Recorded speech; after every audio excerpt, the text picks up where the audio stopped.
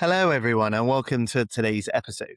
Today, I'm joined by Sarah Myers, a working mum of three, 6 years sober, and a coach who helps women rewrite their lives without alcohol.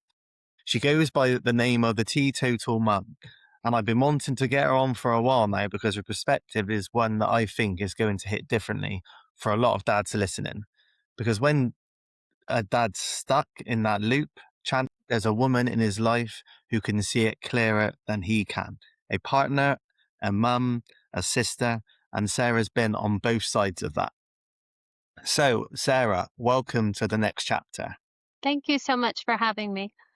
I'm thrilled to be No here. worries. Okay, so before sobriety became the center of your world, who were you and what did life look like? Oh my gosh.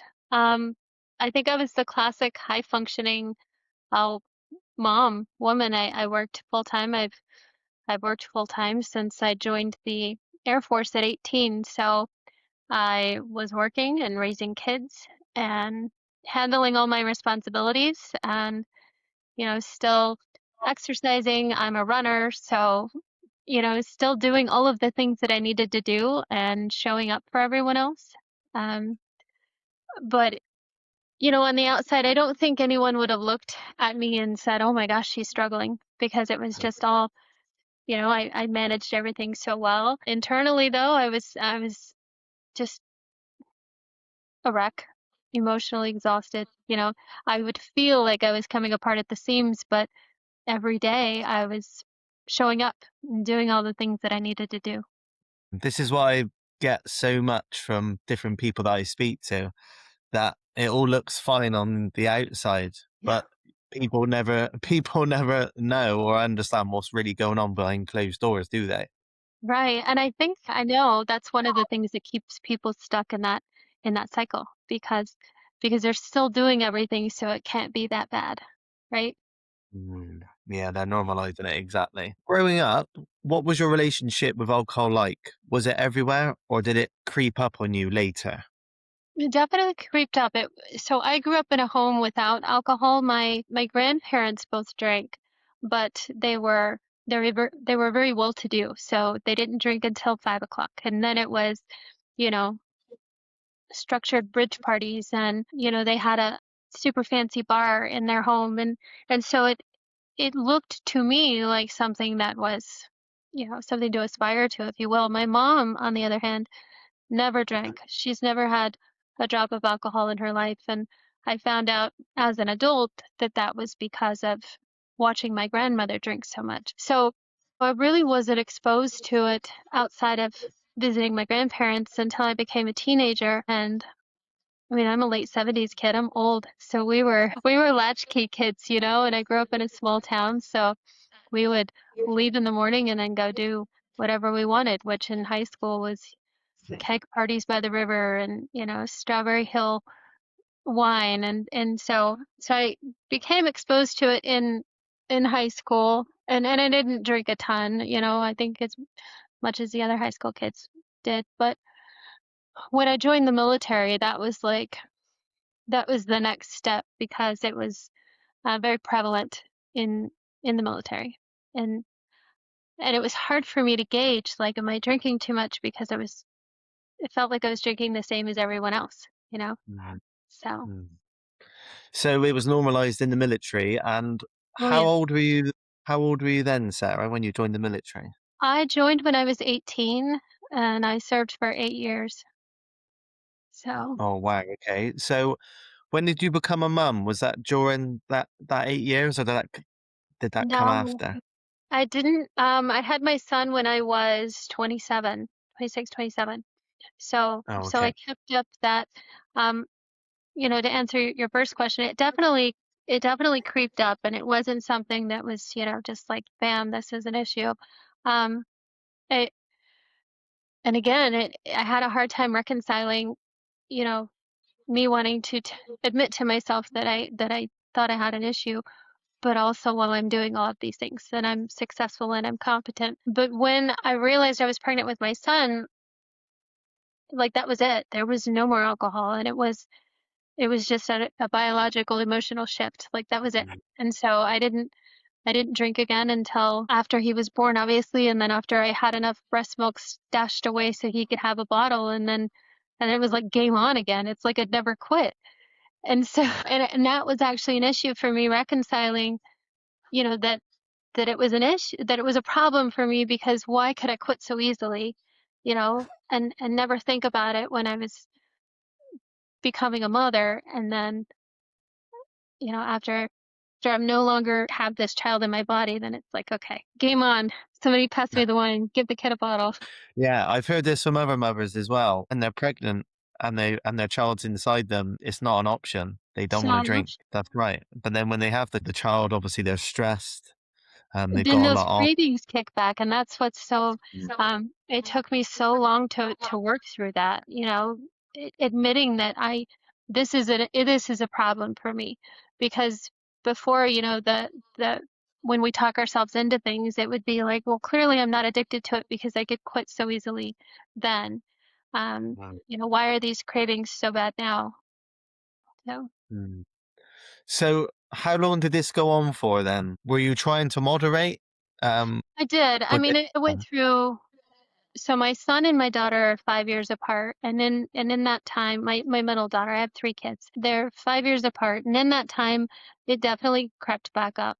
Again, though, I handled everything I was supposed to handle, and I didn't let it become so much of an issue that it became an issue, if that makes sense. But it was definitely there.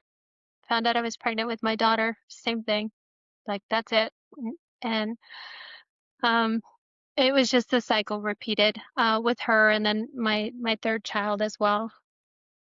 So, I had Ella, my youngest, when I was geriatric. That's what the doctor said. I was 30 I was 33, when I had her. No, no, I'm sorry, I was 36. But, same thing. But after I had Ella, I had a really, really hard time postpartum, and my drinking got pretty heavy during that time. I hadn't experienced that with the first 2 kids. But come to find out, she was almost a year old, I got diagnosed with thyroid cancer. And so that threw my whole world, um, and a whole other cognitive dissonance thing that I dealt with after that was I was drinking to cope with the stress of having 3 kids and having cancer, but then I'm drinking a carcinogen. That sounds like a hell of a lot It to was a lot. It was a lot. Yeah. be coping with. So take me back to the cancer diagnosis, please. What happened there? So I had gone with the doctor. I'd actually gone to a naturopath.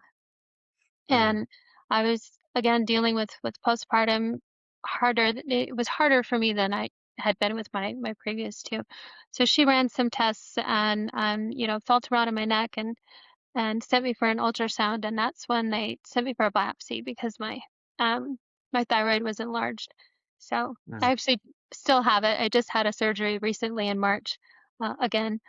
But it was just, you get the cancer diagnosis and your whole world tilts upside down. Thankfully, luckily for me, it was treatable, and it's not one of those that I was worried about losing my life very quickly. So, but it definitely made things more stressful for me. And when you're a mom, in general, everything's intensified. Everything's the mental load, the pressure of parenting and making sure that you aren't forgetting this and you're remembering that. So all of that on top of now I'm trying to manage my health and still work to bring home an income. I turned to alcohol because that's how I had conditioned myself to deal with stress. mm. So you had 3 children, you were a working mum, and you had the diagnosis of cancer, and you were using alcohol to cope. Yeah. Wow. Okay. So how long were you drinking for at that sort of rate? And take me through a normal day with your drinking. I mean, how much were you drinking and what were you drinking, Sarah? So it wasn't ever anything that I think would look alcoholic. I had rules. I think like everybody else had rules. I work in a very important job. and a stressful job, but there are rules around when I could drink and how much I could drink, and so I would maintain those rules, but like so strictly. It would be so important to me that I got home by 3 o'clock because I couldn't have a drink past 6 o'clock, and Right. so from 3 o'clock to 6 o'clock, how many glasses of wine can I drink while I'm making dinner? You know, and Yeah. so I mean, trying to maintain that mental struggle to keep your drinking in check like that, the stress of that alone was just ridiculous. Mm. So, do you think that's from your military background as well, trying to that sort of routine, and you're incorporating that with your drinking as well? I think so, yeah, definitely. So, what were you telling yourself to justify this at the time? Can you remember? So my brain works in, like, I think visually and metaphorically, I guess. So Mm, in my mind there was always a line. mm, And on the one side of the line was my confident, productive self as a mother and a worker and an employee and the person responsible for taking care of the home and all of those things that I did on that side of the line. And then on the other side of the line was my drinking. And mm, as long as they didn't wash over each other, as long as my drinking never impacted anything on the important side of the line, then I said I was fine. mm. Does that make sense? Yeah, yeah, it does. It's the classic functioning alcoholic, isn't it? Really. Yeah.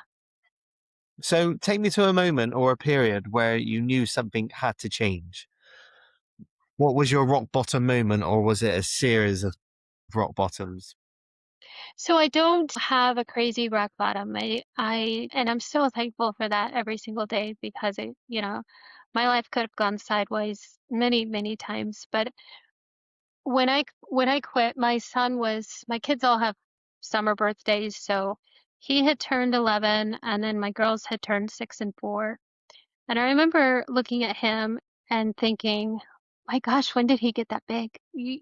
That time period between 10 and 13, their faces change and they grow 5 inches. And I remember thinking, like, "Gosh, I don't remember him as little as Ella." And I remember looking at my girls and thinking, "Am I gonna am I gonna miss out on them?" Mhm. As well. And it it just really struck me how because we lie to ourselves. We lie to ourselves and say that everything's fine, and we lie to ourselves and say that the drinking isn't impacting anything, but it is. It impacts everything, and even even a glass or two of wine, it numbs that edge and it ruins your ability to be present in a moment. And Mm, I wanted to be present for my kids. I wanted to remember my youngest at 4, and not that I was blackout drunk the years prior or anything like that, but it the longer that you sit in that spiral and you're in that constant fight with yourself in your brain, you don't have the opportunity to be present and joyful in your life. So I spent so much of my son's early years in that inner turmoil that I didn't want to do that and look at my daughters and him, when they're adults and think, man, I really fucked that up, So that was it for me. So again, not a huge crazy rock bottom, but it was definitely a point where I had to be honest with myself about how I was showing up in my life. like a big realization, just Yeah, out of the blue. Just yeah. I mean, it had been building up, but there was a sort of moment where you were like, right, I don't want this for my daughters. Where have the years gone? My son's growing up. He's changing. exactly. I've got to You sort know, this shit out. and I thought too, how am I going to teach my kids that something is wrong or dangerous Mm, if I'm doing that? And yeah. there were also I dealt with some anxiety there, and so I was truly worried, like, about what if something happened to my kids and I wasn't able to help them? If I came home drunk from a date and one of the kids was hurt or choking or anything could have happened and I wasn't physically and mentally in a space where I could help them. So it was a real wake up call for me. Yeah, I've had moments like that. I remember I was drunk one night and my daughter cut her hand, and um, I panicked and I drove her to the hospital instead of calling an ambulance, and I was over the limit, and I'll never forget that. So I can really, really resonate Yeah. with what you're saying. Yeah, it's terrifying, right? As a parent, when you look back and you're like, "Oh my God." Yeah, I know, no, it is scary, but yeah, you look back and yeah, and it's hard not to be judgmental. And I'm not going to come in here and say all parents shouldn't drink, but there were Sure. moments, of course, but obviously there were moments when, yeah, I think you've got to be responsible, right? And you have those like a wake up call. Yeah, and again, I'm also not saying that no parent should drink, but anyone who's drank alcohol consistently knows that that line gets washed away very quickly as to Mm, when you're okay and when you're not okay. And the decisions that we make when we're not okay can be life-changing in a bad way mm, for not yeah. just us, right? Our children and our families. Mm. Yeah, definitely. That's why I specifically like helping dads, because I think a lot of them can relate to a lot of the content that I put out. I love And it. I think they yeah, do. yeah, and for me, my kids are teenagers now as well. They're beginning to understand the whole drinking, socializing thing and stuff. So obviously, me now trying to be a better role model. I'm hopefully I'm shining a light on it, like you said, showing them that there is a different way, that you don't need to drink to deal with your problems, to deal with stress, to deal with boredom. You don't need to drink to socialize. And there is Exactly. a different way. There is another way. There is a Yeah, and brighter I'm way. I'm very open with them too about, that I used to drink and Mm. I'm open about the reasons that I don't anymore. Um, and so my son, he's 17, he actually graduates this week on Friday. Oh, Um, wow. but he's a good kid. I don't have any worries about him, which don't get me wrong, and he's gonna go off to college and who knows what he'll be exposed to, but I feel like I've given him a pretty good foundation for that, so good job to you as well. Yeah, that's it as well. It's giving them that foundation, I think. But you don't want to be too preachy, do you? Yeah, No, that's, that's something and that I you really, tell him too, you're probably gonna drink, and it's fine. You just yeah, you have to understand if you ever feel like, hey, maybe this is becoming a problem, then and that's when you address it. You don't think that and then continue doing what you're doing because it'll become a bigger problem down the line. So yeah, you want to try and nip it in the bud as early as possible, right? And yeah, like we were just saying, you don't want to have that massive rock bottom. yeah. So walk me through what it was actually like quitting. We spoke a bit about moderation already, but what did it look like day to day as you were Well, trying to quit and you're having this realization and this transition period into sobriety? Well, I suck at moderation, so I tried that for many years on and off, and it's not my jam. I'm an all or nothing person in anything that I do. So it really was day to day, and I don't want to turn anybody off or upset anybody. I don't subscribe to AA, so I'm not going to be here saying, one day at a time, but it really was one moment at a time. I get through this situation and I journaled I read a ton of I'm a big reader, so I read a ton of memoirs and I talked to people. But the biggest thing for me was focusing on being present because it wasn't Mm. anything that I had done before or that I was comfortable with. And so I the mantra in my head was I need to be comfortable being uncomfortable. This is uncomfortable. This is supposed to be uncomfortable. And instead of running from it or trying to shut it off or tone it down like we'd previously do with alcohol, right? Just I'm gonna go have a drink and not think about that. It was basically me calling myself to the carpet, like, no, this is we're gonna get through this and this is gonna be fine. I I had the holidays, I quit right before Christmas, so I was very focused on, Christmas and making sure that Christmas and New Year's was good for my kids. But then we went straight into COVID. So it was December of 2019 and COVID hit. And I can't tell you, Luke, how thankful I am that I got sober right before COVID because I would see, on social and I would talk to my friends and I would see the, people that that drank socially before or just drank a little bit before, and I would see how much they were drinking, and I was like, "Man, I would have I would have gone off sideways off the deep end, you know?" And I had the opportunity to be home with my kids during that time, because of my health stuff. So I was very, very grateful for that because I was kind of cocooned at home. I was with my kids. Um, and they were, I don't want to say my kids were the reason. They were definitely the reason in the beginning.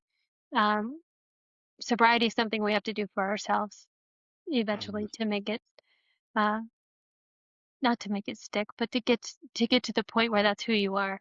It has to be through you. But Yeah, I can really relate to that. My drinking really escalated in COVID. yeah. We got a hot tub because we had nothing to do, and we ended up buying a hot tub, and we were drinking shitloads in this hot tub, rum and cokes. Oh That my was gosh. my drink. I remember it clear as day, Captain Morgan's rum and coke. But Taylor um, Jerry. and and you get pissed really, really quick in the hot tub as And I was well. gonna say, yeah. And yeah, we were drinking heavily in that. So you find it a good time to detox and to not drink. So did you find that because you weren't socializing with friends that you weren't getting tempted back into drinking? Not really. Because I work so much and I have 3 kids, I didn't really socialize. Like going out and partying was it was definitely my identity in my early 20s before kids, but after kids, like that just wasn't what I did. My stuff was mostly like home watching movies. You know, we're gonna have a drink. We're making dinner. I'm gonna have some wine. Or we put the kids to bed, so now we can watch, Vikings or whatever show we were watching, and have a drink. So there was definitely I went through a phase of like kombucha and sparkling water. It's something to still feel like I was making something, but not actually obviously drinking. Um, Mm. I mean, it was messy and it was uncomfortable, but I think it was a much easier time period for me being cocooned away from that. What do you think is the hardest part that nobody talks about with going sober? I think it's meeting yourself and the identity shift. I know we talk about it a lot, but that means something different for everyone. And for someone who has always had alcohol as a part of their life and then subsequently used it in the social situations or even home cooking dinner, like it it's figuring out who you are without that vice, and then figuring out if you like that person or not, and then figuring out and becoming accountable to the parts that, like, hey, I don't really like this part about myself, and then working to, I don't want to say fix that, but working to change the parts of yourself that you could be better. But if I had to broadly answer it, I would say that identity, figuring out who am I without this, and do I like myself. Yeah, so true. So many people that I speak to, I know that, well, say, uh, they'll break down and say, I just don't like myself. I said, I'm purely escaping, and they can cope. And alcohol is it's a sneaky one. It really creeps up on you, and it's it, pure escapism for so many, I think. it is, and it's so hard because it's obviously so prevalent everywhere, Mm. and it's normalized and it's so insidious. It's really difficult. Yeah, yeah, it's definitely a word that gets used a lot on this podcast, insidious. It really, Yeah, it really? really is. Yeah, yeah, yeah. I've heard it so many times. It really creeps in, and It does, and I it's remember, I remember it becomes. I've said it before on here. Yeah, it becomes. It's any excuse for a good time, for a bad time to Mhm. fill in the gaps, and you end up. You get to a sort of realization where you're drinking all the time, Yeah, and in the beginning, obviously, like you said, you're telling yourself all these stories, all these lies, right. and it creeps up, and yeah. And there was something that really shifted For me, there's a book, I'm sure you've heard of it, Quit Like a Woman by Holly Whitaker. She talks a lot in the book about the marketing, specifically the marketing around alcohol. And man, that fucking pissed me off when I when I read all of that. And you start to put the pieces together and you start to look at the marketing and you realize it's just these companies are making billions of dollars off the pain essentially of people, and it's legal and there's society accepts it, and it makes it so difficult for someone who wants to look at it for what it is and then change. Yeah, and society normalizes it. It really does, doesn't it? Does. And until I went sober a year and a half ago, I didn't realize that all the marketing was that bad. But when you come away and you really feel like your sort of eyes are open when you sort of step out of the jar, I say you can Yeah, read the jar and when then you you step out. you feel like Yeah. you got, you're like, what? Yeah. Yeah. Literally decades and decades of this Yeah, stuff. Yeah, we normalize it, and it's a number one carcinogen, like you mhm. said earlier. And yeah, it's complete madness, but hopefully it is going the same way as tobacco has and other I things. think it And is. I think it is. I think it is. So, what do you think about the younger generation? Obviously, Gen Z and stuff, they're not drinking as much. I love Would it. Do you put that down to them being wanting to be healthier, or do you put it down to smartphones and people recording each other and stuff like that? Or do you think it's a mixture? What do you put it down to?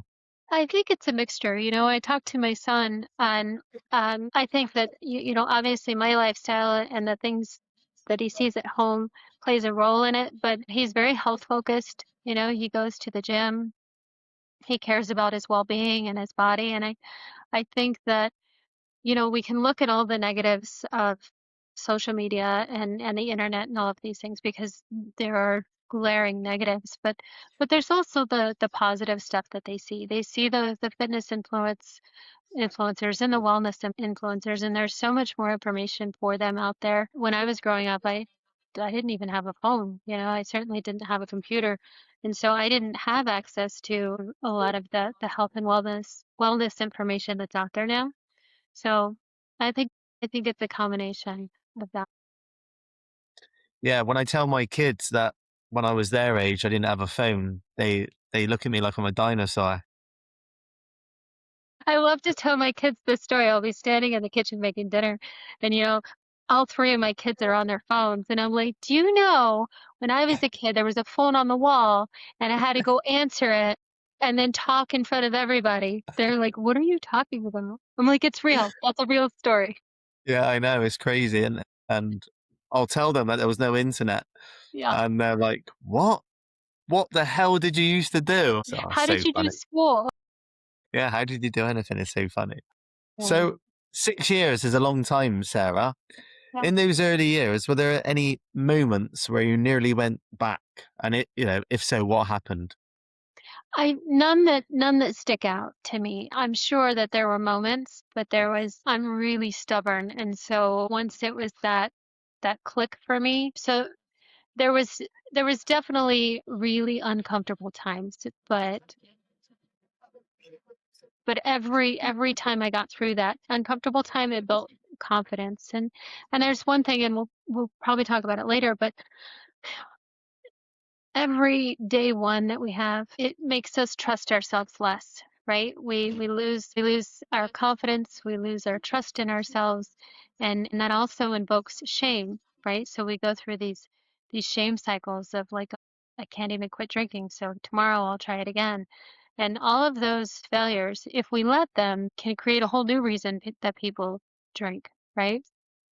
So I think every time I got through those uncomfortable moments, it created that confidence.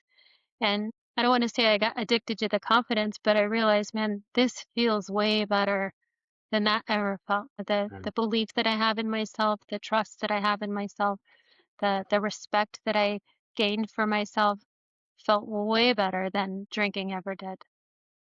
Yeah, it's the fake confidence conversation. I've had it with so many people. they'll tell me that they drink alcohol to make them feel confident. Yeah. And it's actually eroding their confidence because they don't feel like they can go into a social situation most of the time without alcohol. Yeah. So when they're not drinking, when they've got to drive or for whatever reason, they got no confidence. Yeah. And it's literally doing the opposite. It's eroding your confidence. It is. And once you start gaining I mean, it's just there's nothing beats it. Being able No. to trust yourself, nothing beats it. So when did it stop feeling like something you were just white knuckling and it actually started feeling that it was part of your identity? When did that identity start shifting? So the cravings were going away and you were like, actually, this is something that I can do long term.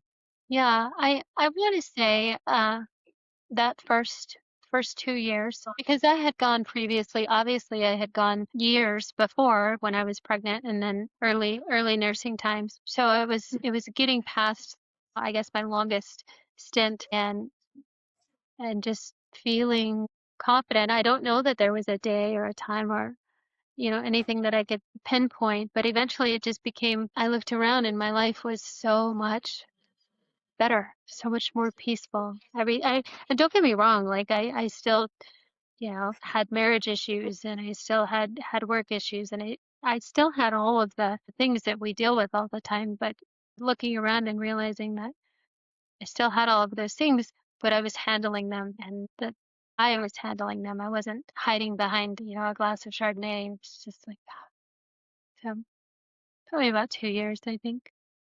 2 years. Yeah, it's going back to that presence, isn't it? It's being fully present. You can never be fully present when you're drinking alcohol You because you're not can't. even there, are you? You can't. Everything's fuzzy and numbed and whatever it might be, and you're not fully present. You're not in the moment. Right. No. Yeah, Even yeah, one glass of wine. I know people say, well, it's only one glass of wine or it's only one beer. Um, I I'll take work trips occasionally and just, everybody goes out and everybody drinks and it's, but noticing just noticing the shift in people and noticing, you notice those things and it's like you can't be fully present. You can't be um emotionally aware. All of those things. Once you start drinking, it's just not possible. yeah, 100%. So, what do the women that you work with? What do they say about the men in their lives and alcohol? What's the thing that the blokes never really hear, do you think?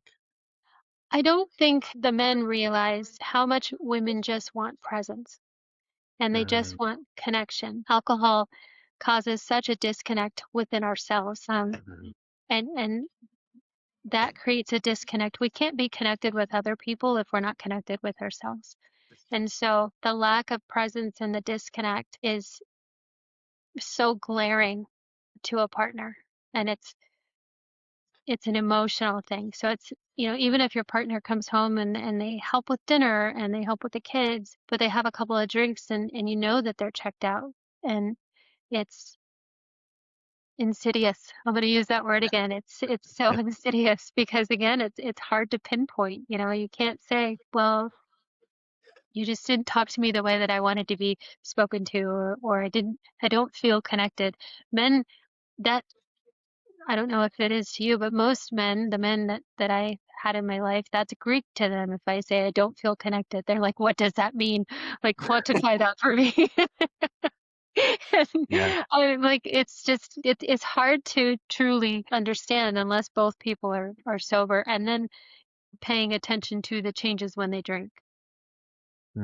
It's such a good point. So many women, they want to be listened to. Well, men want to be listened to as well. Of course, they want to be For heard, sure. but women, they really, really want that connection. Hmm. And when you're drinking, you are not going to have that connection. And I think a relationship is based on communication. I say it to my Yeah. wife all the time. I say it to my kids. I said, you've got to communicate. I said, you can't hide anything. You've got to be completely honest. You've got to communicate. Now, if you want to communicate, you've got to be fully present if you want to communicate properly, and Yeah. you've got to listen and really connect. So I think that's a really, really good point, what you're saying. Yeah. So if the wife or the partner of the drinking dad is listening right now, what what would you say to them? that you're not crazy. You're not crazy for feeling disconnected.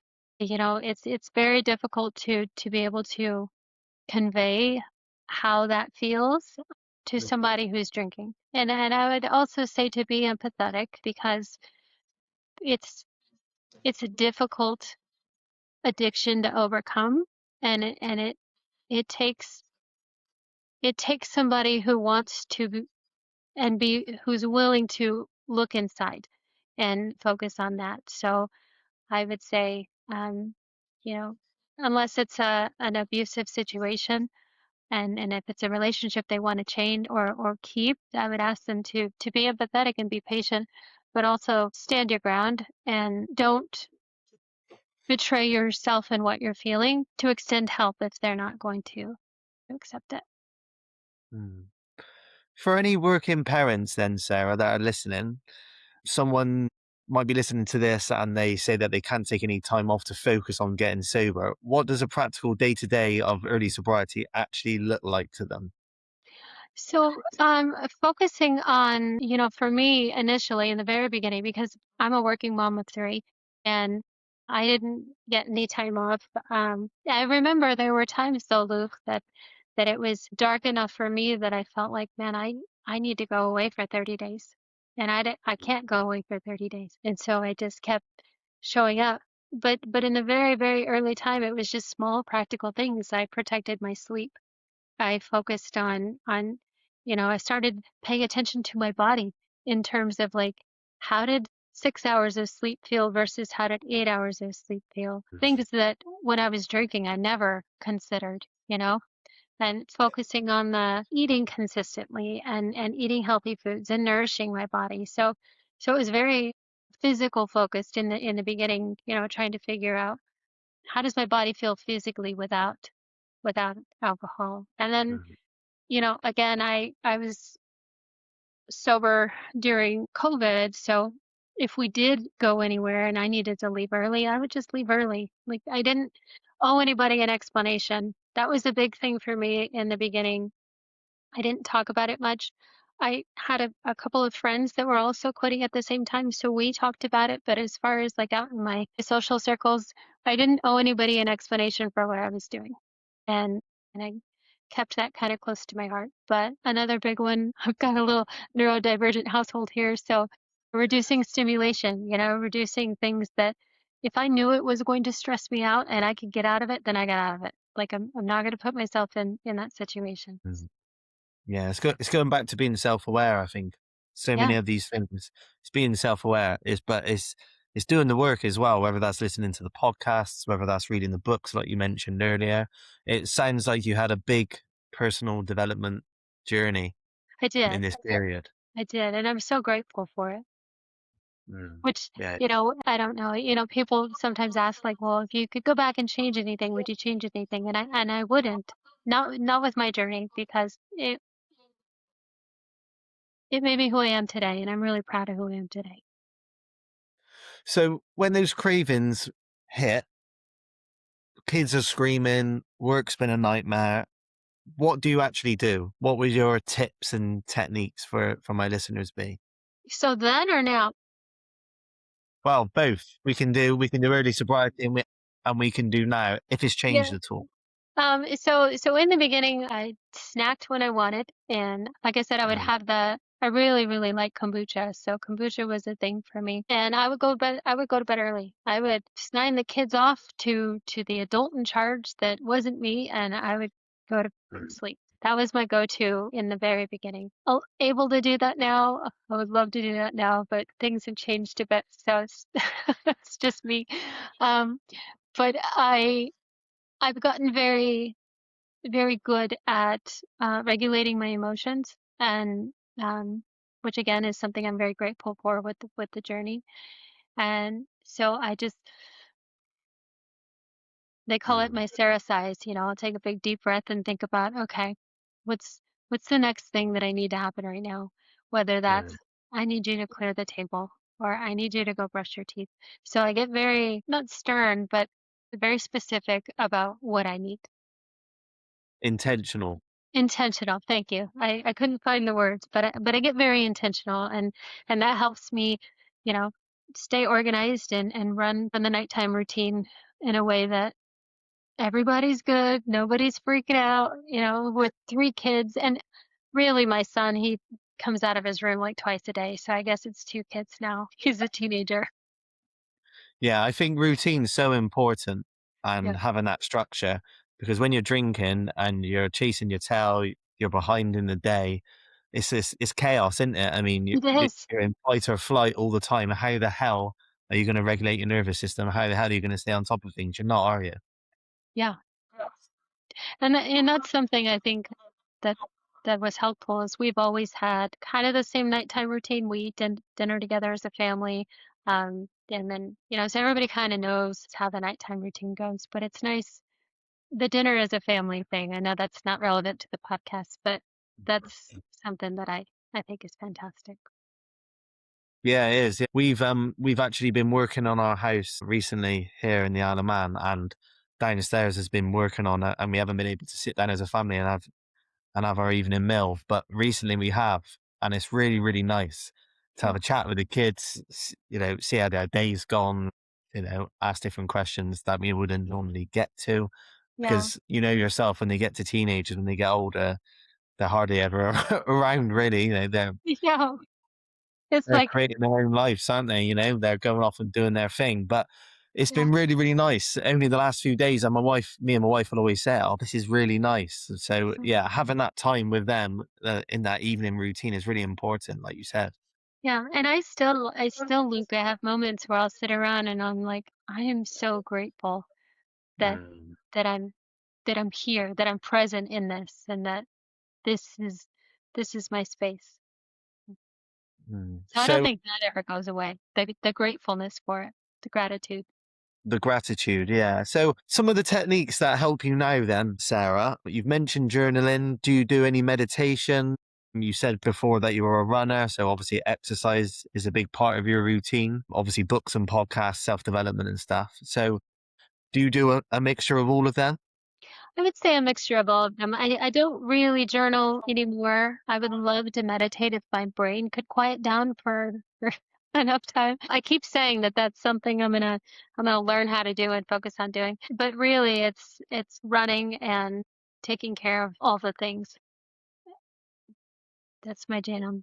I really love when I can go through the day and like, okay, I've got this and I've got this and I've got this and I've taken care of this and I've checked this off and oh my gosh, I forgot this. I've got a really busy life, so um, being accountable to all of that is helpful for me. I don't know that you know that would be helpful for everyone, but staying busy, How important is running to you? running, Yeah. there it's pretty. I get up at 3 o'clock in the morning to get my run in before work. I thought I got up early. I get up at 5 sometimes, but yeah, Yeah. 3.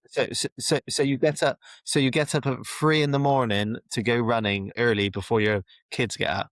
Is that right? Yes, it is, yeah, and I'm lucky I have a treadmill downstairs, so I don't run outside at 3 in the morning, and obviously I'm home with my kids, so but it's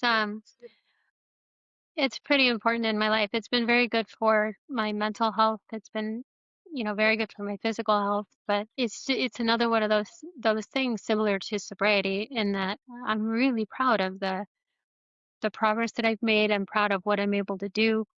Look, I'm not fast, I'm really slow.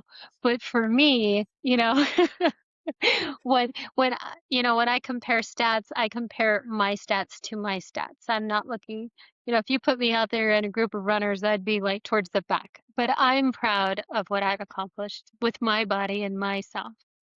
I think it's a form of meditation as well. I've been like, I'll do a short run like most mornings, pretty much every morning, but I've been trying to get longer runs back in on weekends. And I'll normally have some of my best ideas or like, aha moments or whatever when I'm running, when I'm out there and I'm just left to it. It's a sort of you get in a sort of meditative sort of state, don't you? You sort of You drift do, off. It's a bit like being in the shower, they say, don't they? You have those aha moments when you're in the shower because it's the only time that you're not distracted by right? your phone, by work, by life getting in the way. It's your time. It's about Yeah. having it. it all goes back to discipline, doesn't it? And self-worth and Yeah. giving yourself that, like, your own time to fill your own cup up so you can give back. And that's what I tell, anybody who's like, "Why the hell do you get up at 3 o'clock in the morning?" Like, that is the one thing that I do for myself. I the rest of my time is dedicated towards, work, which provides for my family. And when I get home from work, then I'm immediately into mom mode and I'm going to soccer or going to a school event or I'm making dinner or I'm going grocery shopping or I'm emailing a teacher, um, or I'm buying school uniforms. So my running is truly the one thing that I have for myself.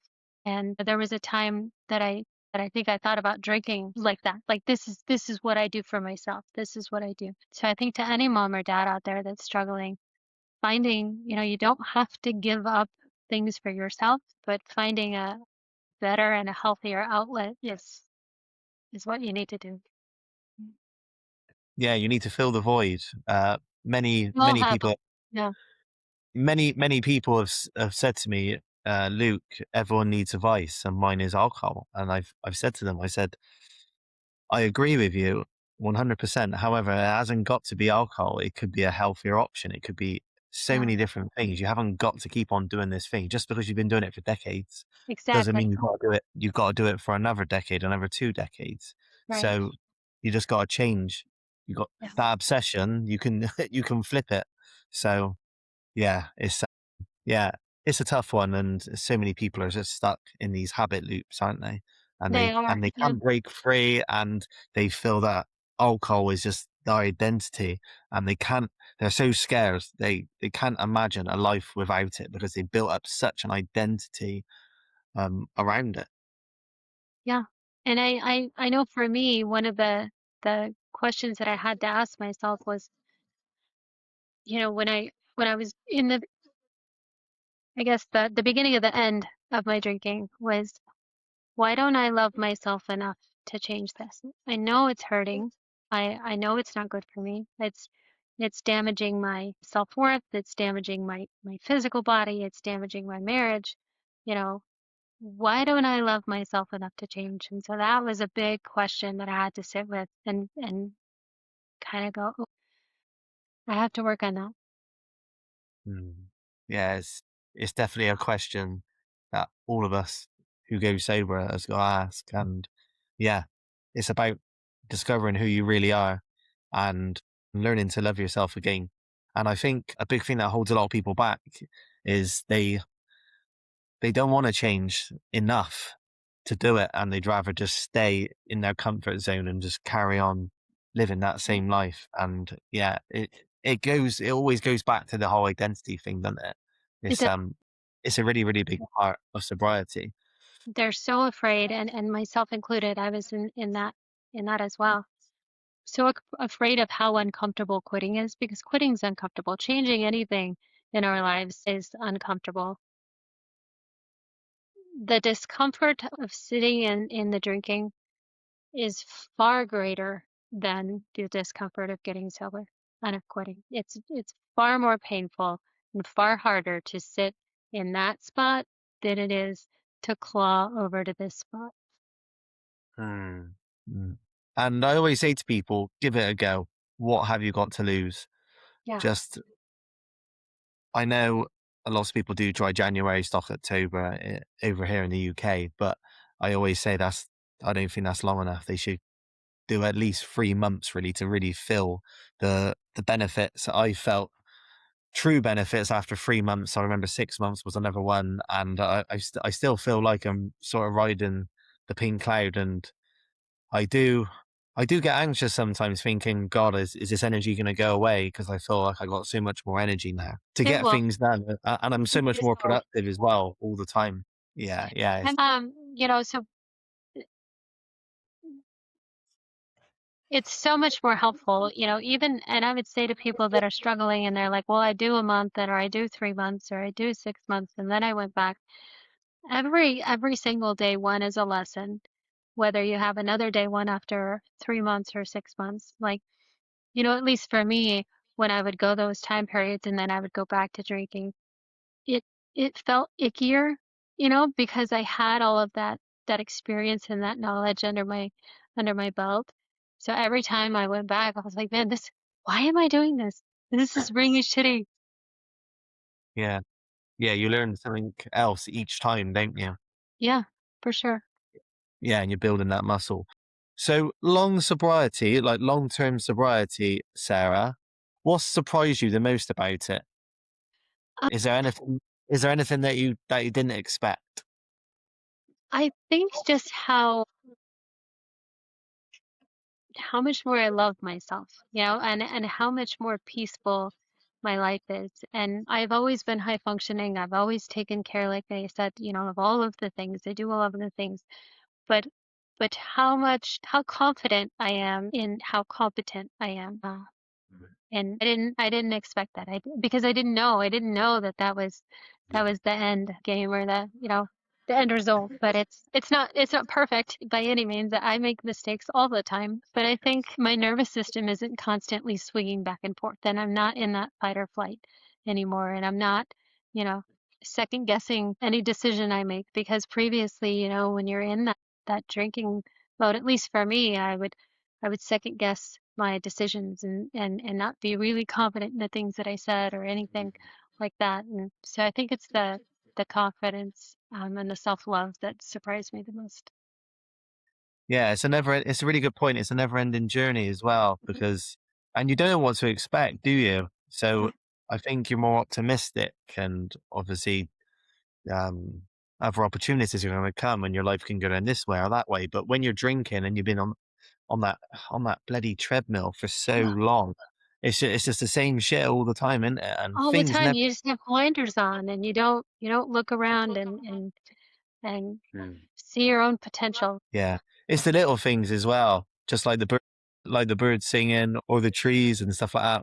My wife will always laugh at me and say, "Oh my god, here he goes again." I I love it appreciate though. it, Mr. It's so Positive, true. but Yeah, yeah, you do. And even your taste and your smell and everything, it just all gets heightened. It's just just everything heightens.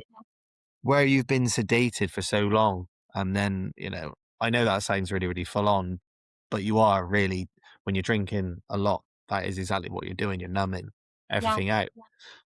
Everything comes back, but it comes back tenfold, doesn't it? And you're like, oh it my God, does. wow. I've been doing this for so bloody long. And then obviously you were saying before about the guilt and the shame kicks in. But Yeah. yeah, I mean, what a transformation. And yeah, this is why we do what we do, right? You want to sing it from the rooftops, don't you? Because it can be so life changing. It is, and I'll tell you, I still do that. Luke, we went out to dinner the other night, and they brought the most delicious pretzel sticks.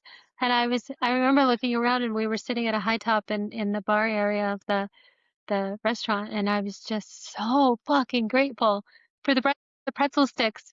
And that I was there and not drinking, and I was just, it was like you said, it's like everything's highlighted, how precious our lives are was highlighted. So I still get those random bursts of like, "Oh my gosh, did you see that?"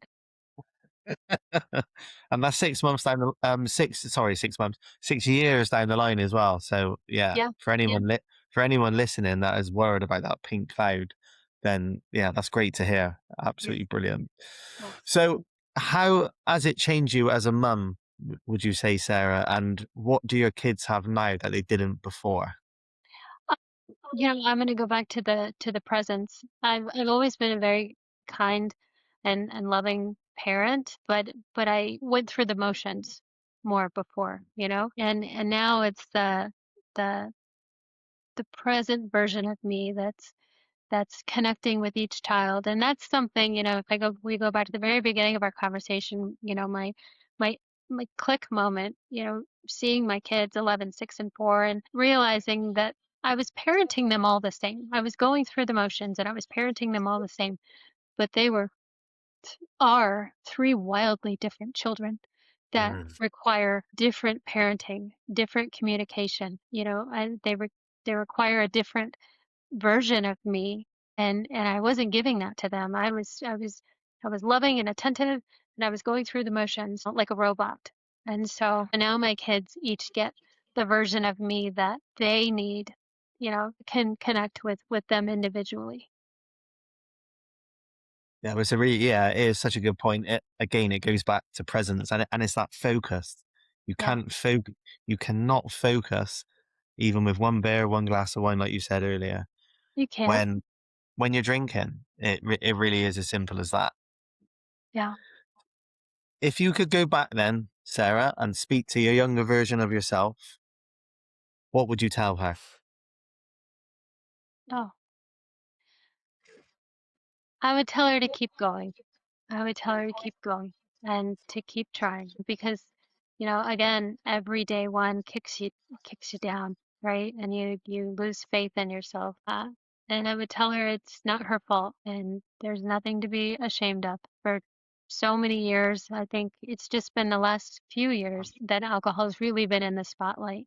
Prior to that, nobody talked about it. If you said that you were struggling with alcohol, people pictured somebody on the sidewalk with a brown paper bag, and that is not the case. There are so many people, high functioning people like you and me that hold down jobs and parent their kids and, um, you know, that are struggling. So I would tell her that it's not your fault. There's nothing wrong with you and just keep Mm. going. You're not broken and to keep going. Not broken. Not broken. You've mentioned podcasts and books a couple of times, Sarah. Do you have any recommendations?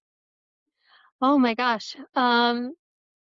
So the books that were very helpful for me. There's a book, it's called Right. Drinking a Love Story.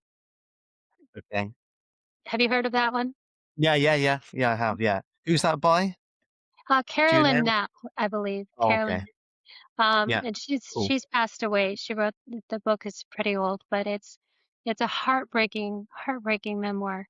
Um, Laura McCowan, her book We Are the Luckiest, um, Mm, okay. hit me very emotionally. It was I felt so seen reading that book, and I know that these are books for women or by women, and then Mm. again, a Quit Like a Woman, Holly Whitaker, that one hit me that got me pissed off, you know?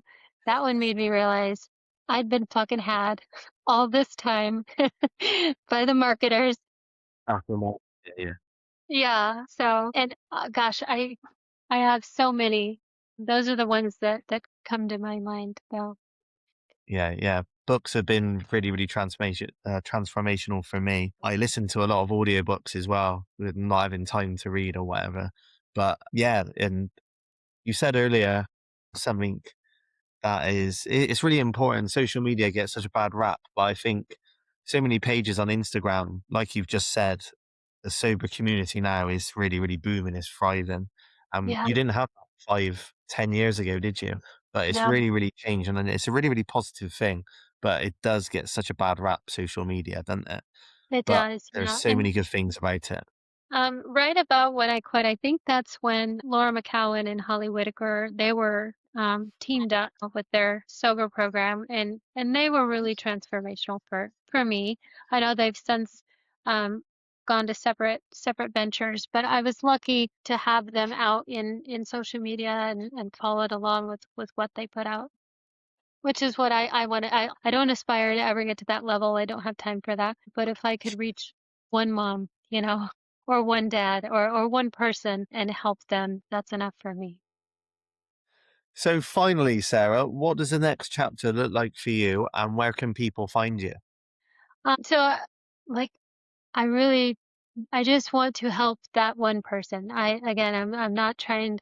I don't have time to coach, 20 or 30 people. I look at some of these pages and I'm like, how do you have time for that? I work full time, and obviously with my kids, I want to be a presence that shows people what it can be like and how I got to where I am, and a resource for women specifically on my side for those mothers that are struggling, that don't feel like they have time, and even the fathers that don't feel like they have time to step away from their families to get help, to show them that you might not have to. Or you might wake up one day and say, I've had enough of this, and to be someone that can offer them the resources and walk with them to get them there. And the next chapter, what does that look like for you, Sarah? Is it just more of what you're doing at the moment? Obviously building your Instagram page. Yeah, very slowly. Because again, Yeah. um, so I have just under 3 years until I can retire from my job, and I plan on Okay. doing that, and I'd like to pursue coaching full time at Oh, at the cool. Okay. so Yeah, you'd like to give back and help people that were struggling just like you 6 years ago. I do, and, it's so life-changing when you can help someone, um, get out of their own way, and then you watch them thrive, and it's like, it's a feeling like nothing else to feel like Mm. you've helped somebody get their life back. Yeah, it's true fulfillment. This is why I always say I'm a gas engineer by trade, so I predominantly fit boilers. Yeah, And as nice as it is fitting a boiler for someone, it's not quite the same as changing their life through quitting alcohol and going on a self-development journey. There yeah, is no feeling like it. So when you mm, get a client that wins and he gets his kids back, he gets his family back. I've had I've had clients, kids messaging me, thanking me so much, and my dad's a different person. He's changed, he's done this, that, and the other, and I got yeah, goose I know. Well, I had a message a couple of months ago from a client's son, and I just burst out crying. I was so emotional. It's like all the hard work's paid off, but yeah, there is no feeling like it. It's incredible. So we just got to keep on doing what we're doing, right? yeah, it really is. Sarah, thank you so much for coming on today and sharing your wisdom with my listeners. 6 years is incredible, and it's a conversation that I think a lot of people needed to hear, especially as parents. So I'm really grateful that you come on. The sober community needs more people like you shining your light. So keep doing what you're doing, and I hope you do find more time and you can help more and more people, Sarah. Thank you so much for having me, Luke. I appreciate the time, and it's been a pleasure to meet you. No worries, Sarah. Thank you. Bye bye. Bye-bye.